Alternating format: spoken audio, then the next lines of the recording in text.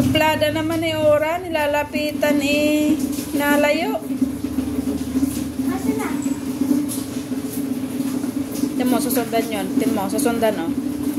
Taran, kapatid niya nga. Uy, sinapok! Salbahe naman ni Ora. Wala yun yung kapatid mo ka. Kaya pala parang may sugat sa mukha. Sinapok ata yan ni Ora.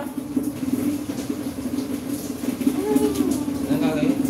Ang gagawin, nilalapitan nga si Ora. Kaya atin na ngayon sa kabila. Dadami o mga ngabasag kung...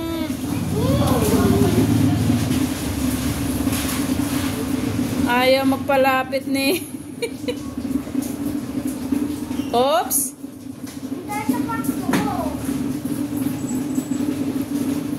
Ay, Ora, kung sinahin yan.